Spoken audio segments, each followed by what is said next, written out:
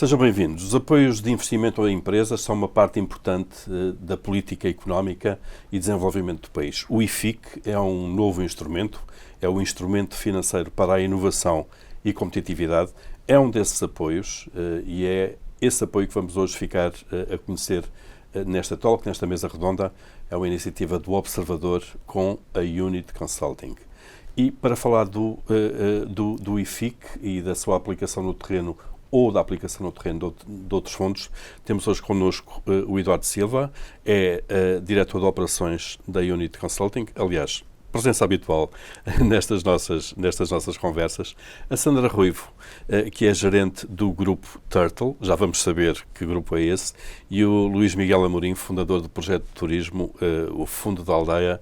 Também já vamos ficar a conhecê-lo um bocadinho melhor, mas antes, Eduardo, vamos saber em concreto o que é o IFIC e para que serve. Olá, e antes de mais, é um gosto estar aqui com todos. O IFIC, se calhar explicava isto aqui em duas dimensões. Por um lado, surge, como o Paulo disse, que é um novo instrumento e à partida será uma coisa que com uma duração curta, uma coisa quase one shot, digamos assim, não se vai prolongar a longo tempo, até porque o PRR está a acabar. E nasce aqui de forma a reaproveitar um conjunto de verbas que estão a ser canalizadas das outras componentes do PRR, onde já se percebeu que não vamos executar aquilo que inicialmente estava a ser previsto. Estava previsto. Pronto, então criaram aqui um sistema que depois pode ser visto na sua dimensão estratégica, ou seja, estamos a falar de 4 eixos e que foram montados de forma a, por um lado, dar resposta àquilo que são temas estratégicos que provém da União Europeia, por exemplo, a reindustrialização da Europa e a necessidade de voltarmos à base e criarmos uma indústria forte e sólida para não depender tanto de mercados extracomunitários, mas também, por exemplo, para dar resposta à questão agora da defesa e da segurança, porque também visa apoiar isso. Acaba a prioridade nova. Exatamente, e é uma forma de também já canalizar verbas e apoiar as empresas também a prepararem-se ou até a mudar a sua atividade para entrar neste setor, porque já todos percebemos nos últimos meses que há aqui um conjunto de compromissos que assumimos e vamos ter que investir fortemente no setor. Claro.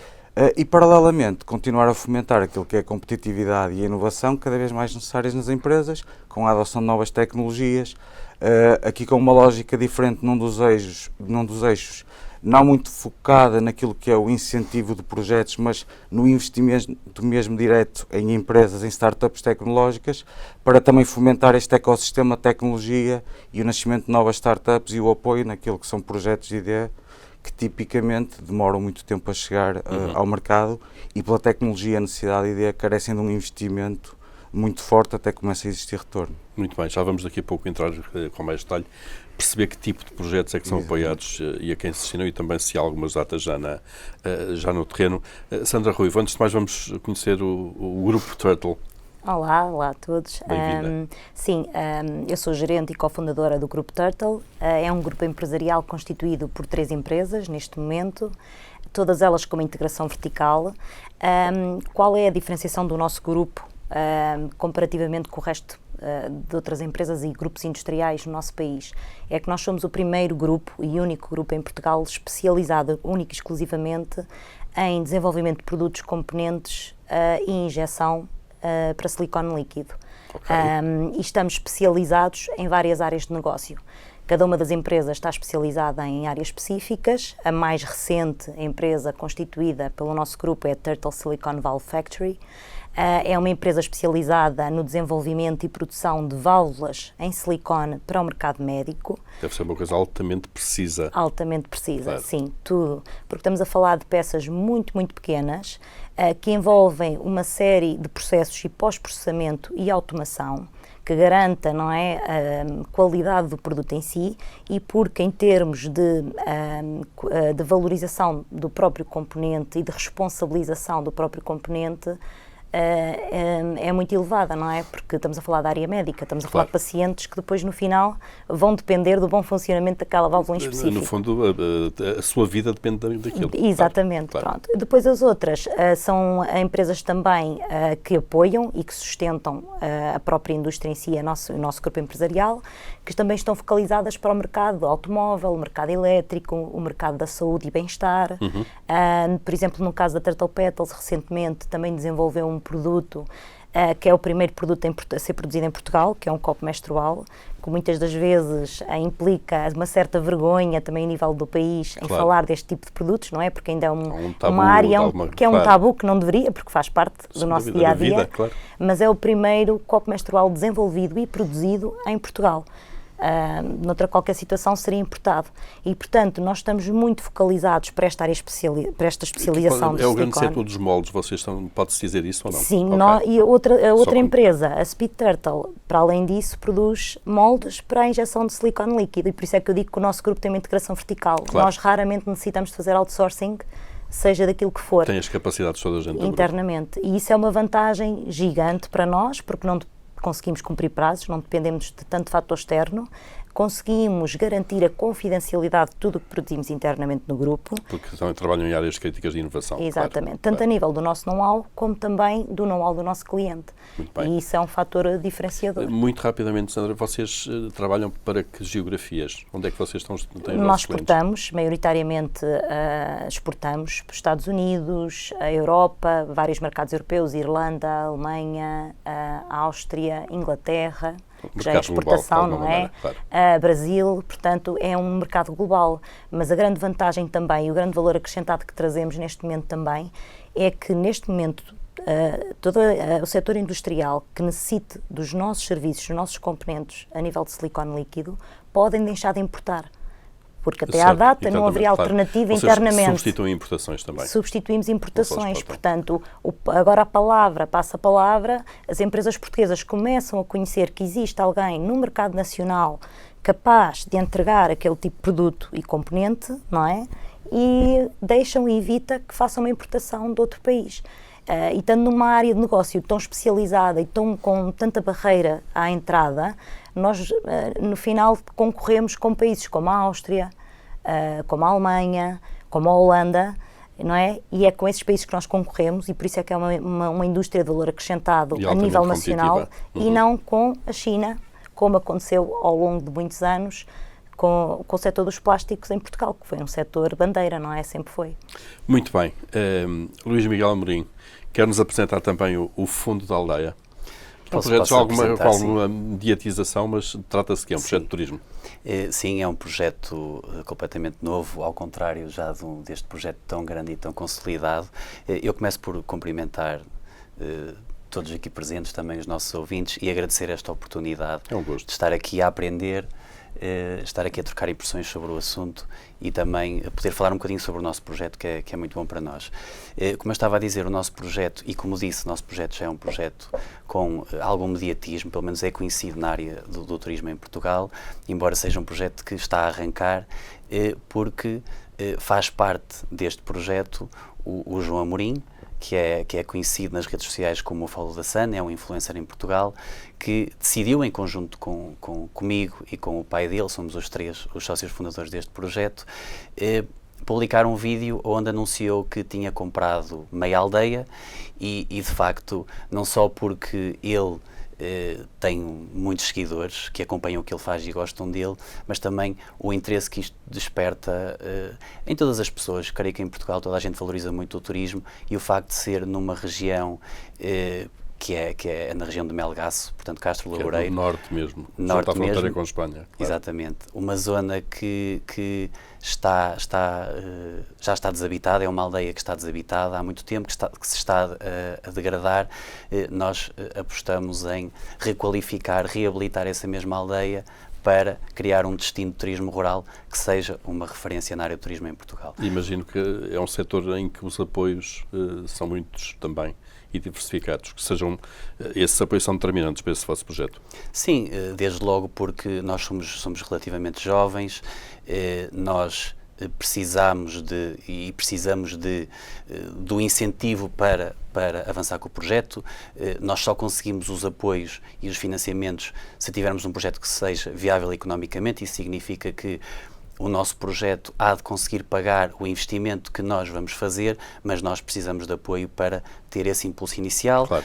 Até também porque os projetos são cofinanciados.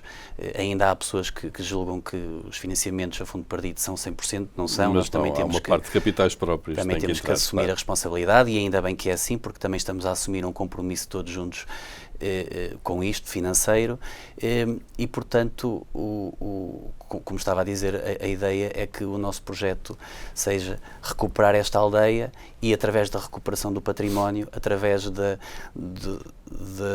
estabelecimento de parcerias com a comunidade local, possamos criar um destino de turismo rural que tenha uma série de características que sejam boas para os objetivos de Portugal, do turismo, da União Europeia. E da região também, não é? Criar economia naquela região. O que vai fazer com que depois o nosso projeto seja elegível para uma série de apoios. Certo, e já vamos depois perceber com mais detalhe esses apoios.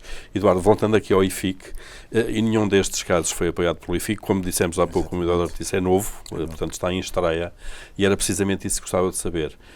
Há um calendário, há avisos previstos no IFIC e já abriram, vamos saber isso, e qual é o tipo de investimentos e de empresas que se podem candidatar? Ok, apesar de lhe chamarmos IFIC, depois acaba por ser um sistema de incentivos no qual temos 4 linhas distintas e independentes. Consiste em 4 linhas, sendo que 3 já estavam abertas desde o início de outubro e a última abriu em meados de outubro. A primeira linha, o reindustrializar, na prática trata-se, e como disse há pouco, de uma linha que financia sobretudo investimentos produtivos que permitam, lá está, reindustrializar a Europa, mas não é mais, ou é muito semelhante àquilo que é a inovação produtiva do 2020, ou seja, financiar projetos que permitam criar novos produtos, que vão desde a criação de uma unidade industrial a novas linhas, que permitam um aumento da capacidade produtiva, a diversificação. Qual é a diferença aqui? De uma forma transversal em termos de setores industriais? Sim, de forma transversal.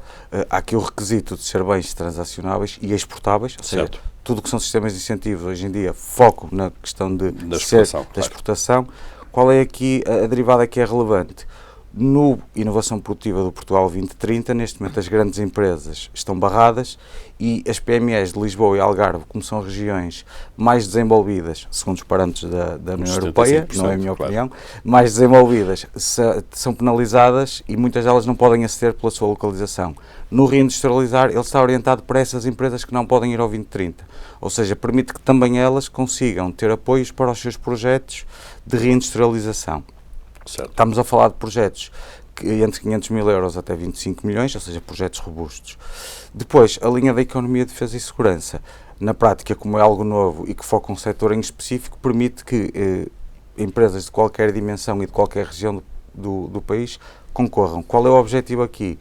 É que resultem destes projetos de investimento também muito focados na vertente produtiva, que resultem bens e serviços que tenham um uso dual, ou seja, permitam ou que sejam úteis para fins civis, mas também para fins militares. Certo.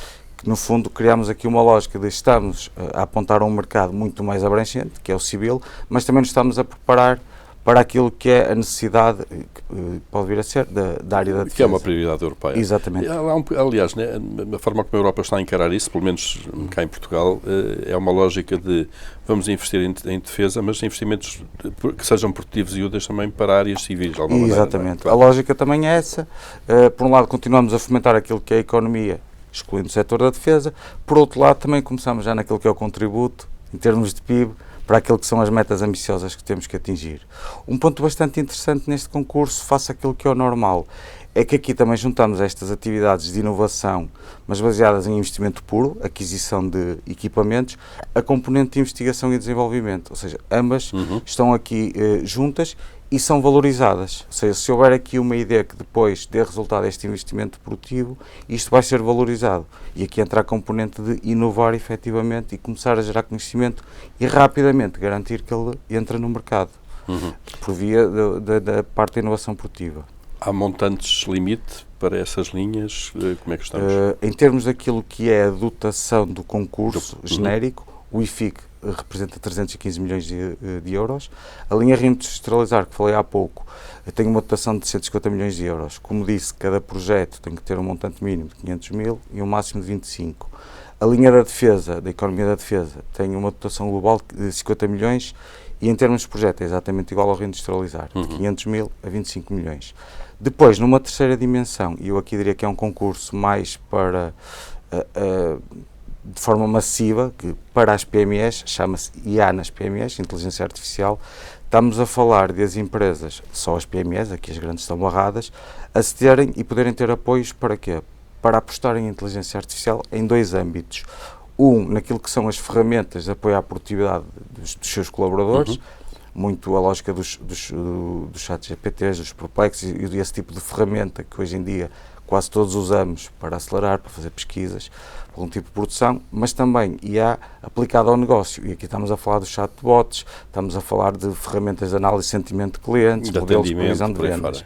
Ou seja, não coisas específicas para impactar aquilo que é o produto final ou o serviço que as empresas prestam ao mercado, mas tudo aquilo que permite automatizar, eliminar aquilo que são as tarefas das várias equipas das empresas. E aqui a lógica de financiamento é diferente, ou seja, vai a um regime específico, que é denominado regime de minimis, que permite que o incentivo seja até 300 mil euros. Está barrado a isso. Os 300 mil euros é caso a empresa, dentro deste regime, tenha plafond para. Certo. Sem querer aqui entrar em grande detalhe, para também não tornar a conversa maçuda, o regime mínimos é algo que todas as empresas têm um plafond de 300 mil euros, mas vai sendo consumido, seja por diferentes sistemas de incentivos, seja por financiamento bancário. Por isso esta nota é relevante, porque no que diz no aviso é até 300 mil euros, mas cada empresa tem que ver o seu plafond disponível, porque pode não ser assim. Certo. No fundo é uma conta corrente quase. Exatamente, que sempre que é consultada, vai olhar para os últimos 3 anos, vê o consumo da empresa e indica qual é o plafond disponível. Agora, certo. Já vamos... Sim. O último aviso que está aqui é chamado Deep Tech e lá está, é numa lógica de investimento, ou seja, há um fundo de investimento de capitalização e resiliência do PRR, que é mesmo como um fundo de investimento, e como disse há pouco, estamos a falar de um sistema que apoia startups tecnológicas que estão em fase de desenvolvimento de produtos disruptivos para o mercado, que estejam ali em TRL 4, ou seja, na fase de prova de conceito, e financia até 750 mil euros com co-investidores privados, a entrada no capital dessas empresas, para que eles tenham aqui forma de continuar este processo de ideia e acelerar aquilo que sejam os desenvolvimentos necessários a colocar estes protótipos como produtos no mercado. Tem um leque muito grande de apoios e de tipos de apoios e por aí fora. Claro. E já agora só uma nota, eu diria que complementando isto com aquilo que é o 2030, onde neste momento já abriu os apoios à internacionalização, o Inovação Produtiva está aberto para territórios de baixa densidade, está prestes a abrir para outros territórios. O Qualificação também abrirá até o final do ano e eu diria que as empresas que tenham projetos de investimento neste momento têm aqui um leque bastante vasto, onde certamente nos próximos parte desses investimentos entrarão. Já vamos ver isso, como é que as empresas podem fazer essa avaliação interna. Sandra, vocês percebemos há pouco, estão num setor de alta tecnologia de precisão, competitividade internacional, exportamos, sim. Como é que vocês têm utilizado os fundos disponíveis na UIFIC, já sabemos que é novo, mas linhas anteriores e programas anteriores? Sim, é importante, essa questão é muito pertinente, porque nós temos que selecionar muito bem as áreas onde nos vamos focar. Até porque a grande vantagem de poder ter acesso a estes financiamentos e estes fundos é precisamente acelerar aquilo que pode ser uma inovação ou criar valor ou desenvolver algo novo dentro das nossas empresas.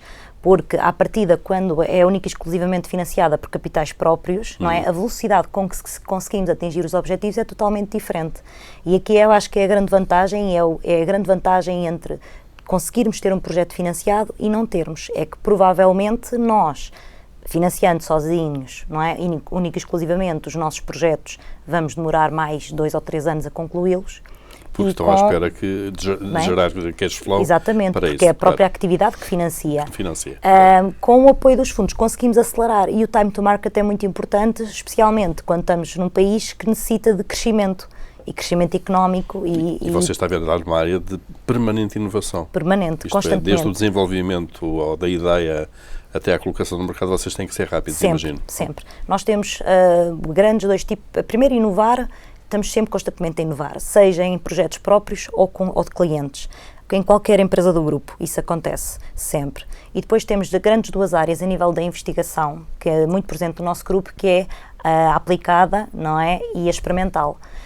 Tanto temos áreas de projetos onde o trabalho que estamos a desenvolver pode dar origem a patentes, e dá origem a patentes, como temos a área, não é, a experimental, não é, que o que acontece é nós agarramos naquilo que já existe, nos processos já existentes, seja em qualquer área de mercado, no turismo, na área alimentar, que não tem nada a ver com as nossas áreas, agarramos nas soluções que existem no mercado e tentamos melhorar o nosso processo e o nosso produto com isso. E isso também sim é inovação, é investigação e desenvolvimento. Porque as pessoas, quando se fala muito em investigação e desenvolvimento, acham que vamos criar algo disruptivo na economia. Sim. E não. Porque hoje em dia é muito difícil criar algo disruptivo, a não ser que seja a cura para alguma doença específica. São pequenas inovações. Exatamente. Claro. É tudo o que permita gerar valor acrescentado naquilo que produzimos, melhorar a nossa competitividade, não é? E criar valor à comunidade que está ao nosso redor. Isso é o mais importante. E então, quando nós selecionamos projetos para submeter candidaturas... Já lá vamos depois. Ok. Vamos, daqui a pouco queria perceber como é que vocês selecionam, dentro de uma atividade grande da empresa, como é que selecionam. Okay. Deixe-nos ouvir primeiro o Luís Miguel novamente, de facto, também, para perceber, vocês estão um projeto turístico, de raiz, como é que têm utilizado os fundos e qual é a importância dos apoios no vosso projeto? Eu acho que já foi aqui adiantado algo muito importante, que é aquilo que é evidente é importante, que é a questão financeira, o podermos começar mais rápido o investimento que já queríamos fazer, porque se nós queremos fazer um investimento é porque achamos que vamos ter retorno, vai ser algo viável, e estes apoios permitem que nós comecemos mais rápido e compramos os objetivos no tempo certo, que é muito importante, como aqui foi dito. Mas estes apoios chamam-se incentivos, e são incentivos por esse motivo, mas também são ao mesmo tempo um convite a assumirmos determinados compromissos, porque nós, além de, e no nosso caso o turismo em concreto, nós para ter estes incentivos tivemos que assumir uma série de responsabilidades sociais, tivemos que fazer, no nosso projeto de arquitetura, claro, que vai ser executado, nós vamos ter que ter um espaço comunitário. Nós já queríamos fazer isso, nós somos de São João da Madeira, estamos a 2h30 de carro daquele sítio. Nós, se vamos para lá, é porque gostamos do que vimos lá e queremos trazer a autenticidade do projeto através da relação das pessoas de lá com o turista. Portanto, nós já queríamos ter um espaço comunitário para acolher toda a gente, mas podíamos não querer, e se estivéssemos a fazer 100% com capitais privados, podíamos não fazer isso. Ora, nós ao colher este dinheiro, estamos obrigados a ter este espaço comunitário, e obriga-nos também a ter parcerias com empresas locais, e assim conseguimos dinamizar a economia local. Tenho aqui outro exemplo, um sistema de rega para aproveitamento da água das chuvas. Um sistema de rega que aproveite a água das chuvas, é mais isto. Era algo que se calhar não nos tinha ocorrido fazer, mas nós, ao estarmos a ir à procura destes incentivos, descobrimos que era aqui uma forma de sermos mais eficientes, mais energéticos, e somos estimulados a fazer isto, painéis solares, caldeiras com biomassa. Portanto, esta ideia dos incentivos é uma ideia boa, não só pela perspectiva financeira, mas também porque nós depois somos obrigados a cumprir determinados objetivos que vão muito além disso. Fala-se muito agora agora já desde 2015 nos ODS, os Objetivos de Desenvolvimento Sustentável, muito ligados ao ambiente, da Organização das Nações Unidas. Portanto, nós olhamos para o nosso projeto e, de facto, tínhamos uma ideia romântica de ter um projeto que envolvesse a comunidade local, que fosse sustentável a nível ambiental, que fosse inovador, e não foi fácil inovar na área do turismo, porque nós, se calhar, até tentámos inovar um bocadinho demais e depois queríamos ter turismo rural, tivemos algum problema ali com as questões técnicas e legislativo. Para manter alguma genuinidade no projeto, isto é, pode haver aí algum conflito de alguma maneira, não, de objetivos? Pode haver, nós achávamos que não ia haver, mas tem que ser algo que lidamos com pinças, porque nós queremos ser autênticos, e para ser autênticos temos de manter a traça, mas queremos ao mesmo tempo ser inovadores, e há linhas claro, e há estímulos para ser inovador na área do turismo. E nós, por exemplo, no nosso caso, quisemos ser autênticos do ponto de vista das relações humanas, da traça do exterior, das atividades, mas quisemos ser inovadores do ponto de vista da qualidade da oferta, ter um espaço interior mais confortável do que aquilo que é habitual neste tipo de turismo, mas também na diversidade da oferta. Nós queríamos ser o primeiro turismo em Portugal que tivesse uma oferta desde a cama para os jovens, os nómadas digitais, poderem ficar lá um mês num alojamento mais acessível, ou as pessoas fazem os caminhos de Santiago, portanto, uma cama num quarto grande, T1, T2, T3 e T4, que na verdade temos que lhe dizer que são suítes com salas de apoio e cozinhas, porque o turismo rural em Portugal, a legislação é muito restrita e diz que tem que ser suítes e portanto nós temos que... Estou a usar estes termos para conseguir explicar melhor o que estou a dizer. É um labirinto depois conjugar as várias coisas. Voltando ao IFIC, Eduardo, então... tendo agora já esse painel, esse naipe de 4 linhas, o calendário já em cima da mesa, como é que as empresas agora olham para isso e conseguem ver se podem ou não candidatar, se são ou não elegíveis? Okay. Eu aqui, se calhar, começava no estágio anterior a isso, até pelos exemplos que a Sandra e o Luís deram, que é... primeiro, as empresas já têm que ter o projeto e esse investimento. O projeto tem que existir, não é um projeto que nasce só para temos que olhar candidatável aos fundos. Para este sistema de incentivo, como para qualquer outro, como uma oportunidade em acelerar aqui o investimento. Lá está, se calhar faria há 5, 6 anos e com este apoio consigo fazer a 2, 3, o que no fim do dia pode fazer toda a diferença. Sem dúvida. Acho que esse é o primeiro ponto e até da nossa experiência, quando alguém me diz, mas eu vou fazer independentemente de ter apoio ou não. São aqueles que vão correr bem, porque já têm a estratégia definida. E tem que ser rentável à partida. Exatamente, exatamente. Quando nos dizem, se calhar não sei, talvez se tiver apoio faço, dizemos, não está devidamente preparado. E esse é o primeiro ponto, ter aqui um conjunto de investimentos já definidos e uma estratégia. Depois, temos sempre os critérios de elegibilidade do promotor, e aqui são os normais dos outros sistemas de incentivos. Estar legalmente constituído, não ter dívidas às finanças, à segurança social, não ser uma empresa em dificuldade. Ou seja, é um conjunto de critérios. Nenhum deles é novo e já há comuns nestes sistemas de incentivos. Depois, a derivada seguinte é a estratégia, ou seja, perceber dentro destes sistemas de incentivos quais são as prioridades de cada um deles, o que é que eles visam, o que é que eles querem promover e perceber se a estratégia da minha empresa está alinhada com esses objetivos. Por exemplo, no caso de reindustrializar, se eu vou querer aumentar a minha capacidade produtiva, se eu quero diversificar a minha produção, o caminho é para ali. Se o meu foco neste momento é exportar, não, eu tenho que ir a outro. Ou seja, ter esta questão estratégica. E depois, por último, a lógica dos investimentos. Perceber quais são os investimentos elegíveis em cada um destes sistemas e perceber se dentro daquilo que é o meu quadro de investimento, o que é que conseguimos acomodar. No caso do IFIC, dando aqui um exemplo muito rápido e muito sucinto, vemos muitas empresas a complementar aquilo que é o reindustrializar com a linha do IA nas PMEs. Porquê? Porque a IA nas PMEs, apesar de focar toda esta lógica do aumento da produtividade, não permite investimentos produtivos diretos nas linhas de produção. Então vemos aquilo que era o plano da empresa que focava estas duas dimensões, produtividade das pessoas, mas também equipamento para aumentar a sua capacidade produtiva, pegam na parte de hardware, equipamentos, novas linhas e estão a ir ao reindustrializar. Toda esta componente de software baseada em IA que permite aumentar a produtividade, estão a levar aqui ao IA nas PMEs. No fundo, complementam. Exatamente. Uma linha serve de complementar a outra. E tipicamente isto acontece em todos os projetos de qualquer empresa. Vamos ter ali um conjunto de investimentos onde haverá sempre alguns. Um único sistema de incentivos muito dificilmente vai acomodar tudo aquilo que é a necessidade de uma empresa. Claro. E aqui perceber como é que complementamos para maximizar aquilo que são os apoios. No fundo, é um menu que existe e que as empresas vão escolhendo. Há pouco Sandra interrompia precisamente quando estava a entrar nesta fase da vossa atividade de todos os dias. Imagino que tenham N projetos de investigação a decorrer, de investigação, de inovação e depois de execução.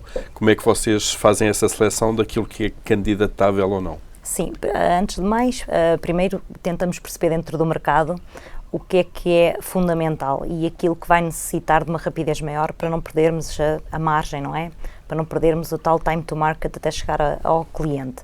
E aí selecionamos. Depois percebemos se é um projeto efetivamente inovador ou não e que traz valor acrescentado a nível da comunidade, não é? E também a nível nacional. E isso tem essa componente que os próprios projetos financiados exigem, não é? Portanto, se não tiver, nem vale a pena, nem vamos estar a analisar, e se for algo que nós efetivamente queremos implementar internamente, implementamos sozinhos. Certo. Pronto, então selecionamos sempre aqueles projetos que são mais diferenciadores e que aportam sempre mais valor acrescentado, inovação e investigação, são esses que são selecionados a nível de candidatura. Por vezes temos até um em mais que uma empresa, já temos alguma experiência de alguns anos com os projetos que já executados e terminados, tanto a nível de inovação, ou seja, investimento em equipamento e tecnologia, tanto a nível de investigação e desenvolvimento, que correram bastante bem e graças a eles estamos nesta indústria, portanto, estamos na injeção de silicone líquido, porque foi conhecimento adquirido, não ao adquirido. E o projeto mais recente, que ainda está a decorrer, é na nossa unidade nova da área médica, na Turtle Silicon Valve Factory, que temos cerca de 350 metros quadrados de sala branca, certificada ISO 7, porque é necessário, e certificada pela norma dos dispositivos médicos, portanto, podemos fornecer mundialmente com esta certificação, com toda a segurança, e que é um projeto de inovação produtivo, ou seja, foi financiado pelo PT 2030 cerca de 40% do investimento que nós executamos, e é muito importante, apesar de ainda não estar concluído, nós já temos a unidade praticamente toda concluída, apesar do projeto em si não estar concluído, o investimento está praticamente totalmente concluído.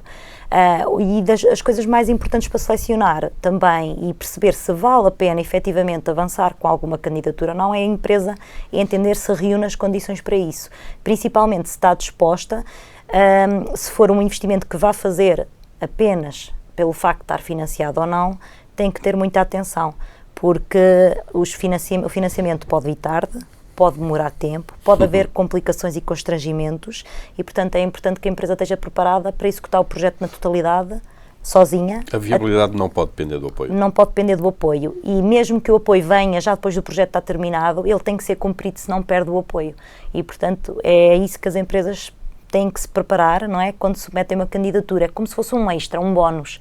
Não é? Que vem acelerar e vem, obviamente, melhorar a rentabilidade. Exatamente, dá um que apoio poderá ser usado para reinvestir, apostar noutros projetos, acelerar os projetos e etc. Portanto, muito para bem. mim, isso é fundamental.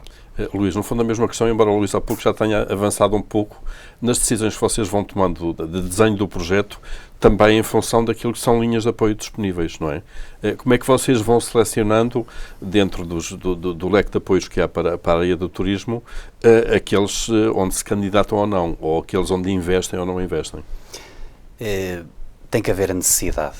Tem que haver a necessidade e, portanto, subscrevo integralmente aquilo que foi dito aqui pela Sandra. Mas eu posso dar o exemplo, nós tivemos um caminho muito facilitado pela nossa ideia. Nós tínhamos, como eu disse há pouco, uma ideia romântica de fazer um turismo rural que fosse autêntico, e isso numa zona da Peneda Gerês, Parque Nacional, para onde nós vamos montes de vezes, adoramos fazer caminhadas lá, e portanto foi relativamente fácil encontrar apoios, porque nós estamos alinhados com uma série de objetivos de desenvolvimento, como falámos há pouco. No nosso caso em concreto, do turismo, nós tínhamos esta ideia de ter um turismo diversificado, acessível a muita gente, com uma oferta que pudesse dar resposta a várias disponibilidades financeiras, diferentes necessidades, e então, quando nos reunimos com os profissionais, com a consultora, nós identificámos uma aldeia que está a um preço, está desabitada, portanto o preço das casas é bastante acessível, queremos comprar, queríamos reconstruir. Se calhar conseguimos nós comprar, mas reconstruir, reabilitar isto, enfim, não temos a mínima hipótese de o fazer sozinhos, mesmo que arranjemos investidores, os investidores só vêm se nós tivermos linhas de financiamento e incentivos, por causa dos fundos perdidos, tornam um negócio mais interessante também. Mas não ficam à espera dos outros de alguma maneira, não é? E foi-nos logo identificada a inovação produtiva, porque nós, se queríamos ser autênticos, queríamos envolver as pessoas lá, queríamos ser sustentáveis, temos essa mentalidade e queríamos ter esta tal diversidade, portanto, autênticos, sustentáveis e inovadores. Foi-nos dito que nós encaixávamos nem uma luva na inovação produtiva. O que tem piada, e a propósito da complementaridade das linhas que falámos há pouco, é que nós, se fôssemos a uma linha do turismo que era acumulável com esta linha, que é a LACO, a linha de apoio à qualificação da oferta do turismo em Portugal, nós tínhamos de cumprir uma série de critérios de sustentabilidade ambiental. E há um quadro, nós tínhamos que nos obrigar a fazer determinadas coisas para sermos apoiados por aquela linha. Mas nós, ao nos propormos a executar essas mesmas medidas, nós estávamos a garantir que íamos ser um projeto sustentável para a inovação produtiva. Claro. E portanto, foi engraçado. Há uma conjugação aí de objetivos, claro. E de repente nós ficamos com uma estrutura de financiamento com capitais próprios, com o Fundo Europeu, portanto o incentivo a fundo perdido do Fundo Europeu, com uma linha do turismo, que se divide entre o turismo e a banca, mas que os objetivos são comuns e portanto, que nos permitiram, posso lhe dar agora otimizar um exemplo. Muito otimizar também, tudo. Posso lhe dar agora um exemplo, como é que nós selecionamos. É evidente que nós queremos, se pudermos ter painéis solares, nós vamos ter painéis solares. Lá está, porque se calhar é mais caro do que outra solução, mas depois com o financiamento e com o incentivo já podemos fazer. E paga-se a prazo, claro. Por exemplo, coisas que não são tão essenciais. Se calhar vamos ter que ter, nós temos o rio, enfim, nós queremos que as pessoas aproveitem os jardins e o rio de lá porque são espetaculares, mas se queremos acolher famílias, se calhar temos que pensar mais tarde em ter uma piscina. Nós, se calhar, não gostamos de uma piscina qualquer, mas se formos ver, se calhar há lagos naturais que podemos criar. E os lagos naturais, se calhar, já se enquadram precisamente certo. nesta... No fundo, vão andando para esse tipo de opções que tem a ver com o desenho do projeto em si, daquilo que vocês querem, da vossa ideia, mas que, no fundo, está também convergente com aquilo que são os Temos apoios. uma ideia que eu considero que é bonita, mas depois também temos flexibilidade para adaptar, porque também estas obrigações não nos custam. São obrigações que fazem com que o nosso projeto seja especial. Muito bem. Estamos quase aqui a chegar ao fim do nosso tempo. Eduardo, e como é que se prepara uma candidatura? Se calhar explicava isto tentando também complementar o que foi dito, porque é muito interessante. Ou seja, uma candidatura, seja o IFIC, seja um Portugal 2030, na prática não é mais do que um plano de negócios. Ou seja, temos que garantir, em primeira instância, quando estamos na indústria, uma viabilidade técnica, sobretudo quando são resultados de ideia, mas também a viabilidade económica ou financeira, ou seja, preparamos aquilo que é o estudo de viabilidade económica ou financeira, a descrição do projeto, alinhamos isto com aquilo que é a estratégia da empresa. Isto é um plano de negócios. Só que depois é enquadrado naquilo que são os requisitos de cada sistema. Como eu disse há pouco, todos eles, ou cada um deles, tem os seus objetivos e prioridades.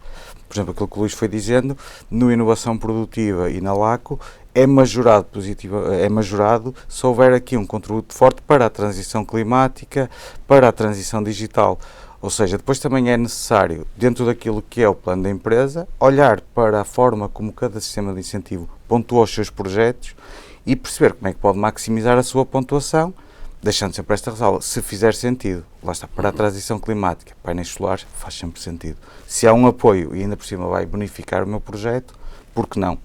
Ou seja, é muito importante esta lógica. Mas lá está, ainda ao início, é um plano de negócios que depois temos que adaptar e dentro daquilo que são os critérios existentes, se fizer sentido e se houver match entre a minha estratégia e aquilo que o incentivo está a promover, será esse concurso. E depois esta última derivada de perceber como é que eu maximizo o projeto para ter o máximo de pontuação possível. Eu diria que são estes os 3 pontos principais. Muito bem. Sandra, e de alguém que já tem experiência nestas coisas, uma dica, um conselho a empresas que estão agora a olhar para isto e a perceber em fase de decisão. E a ponderar. A ponderar, concorrerem. Primeiro, tudo é arranjar um bom parceiro.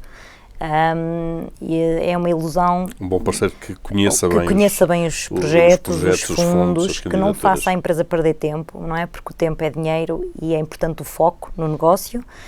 E arranjar um parceiro, no meu caso a UNIT, eu já trabalho com a UNIT há muitos anos, portanto penso que há 12 anos que já trabalho com a UNIT, já é bastante tempo, e é muito importante escolhermos o parceiro certo porque a burocracia que envolve qualquer submissão, qualquer candidatura e qualquer projeto é muita e é impossível nós conseguirmos, na nossa empresa, na nossa área de negócio, dominá-la. Porque o nosso foco não é esse, o nosso foco tem que ser na atividade da empresa e não a preparar candidaturas. E, portanto, primeiro, o mais importante é arranjar um bom parceiro, fiável, que tenha pessoas, realmente recursos humanos, que saibam, que tenham conhecimento de causa, que estejam bem preparados para nos apoiarem ao longo do processo e para fazer uma boa candidatura. E depois, se ela for aprovada, sim, que esse parceiro também tenha que ter essa competência de fazer acompanhar, garantir que nós estamos a cumprir com as regras para que nada falhe, para que não haja uma possibilidade de poder não ser financiado ou barrarem-nos ali, não é, o financiamento por uma coisa que nós desconhecíamos. Isso é o mais importante, no fundo, é ter um bom parceiro para essas candidaturas, porque senão pode dar muito trabalho e depois cair em saco roto, sim, e é tempo perdido. Luís, o conselho também. O conselho é o mesmo, o conselho só pode ser o mesmo e tem-me perguntado agora a propósito deste projeto, têm falado muito comigo no sentido de me apresentarem ideias e que são boas e como é que podem concretizá-las, e eu aconselho sempre a falarem com profissionais, porque eu sou da área do direito, já tenho noutra empresa um projeto de investigação e desenvolvimento tecnológico aprovado, isso não me convence ou não me deixa convencido de que nós vamos conseguir fazer uma candidatura boa e executar, não é só fazer a candidatura, executar o acompanhamento que é necessário de forma positiva. E às tantas estamos a estragar uma boa ideia e um bom negócio e um bom projeto porque não fizemos as coisas como devíamos ter feito, porque não temos experiência e prática e não estamos a toda hora a estudar aquilo. De facto, isto não é propriamente positivo. É suposto que estes fundos sejam acessíveis a todos, a toda a gente. Às vezes quem mais precisa destes financiamentos é quem está menos habituado a lidar com eles e portanto, os profissionais conseguem, de facto, otimizar os investimentos, fazer uma boa candidatura, às vezes por questões formais. Há tantas candidaturas que ficam fora porque não se juntou o anexo daquela forma que devia ter sido. E as questões formais são fundamentais aqui. Já passei por isso.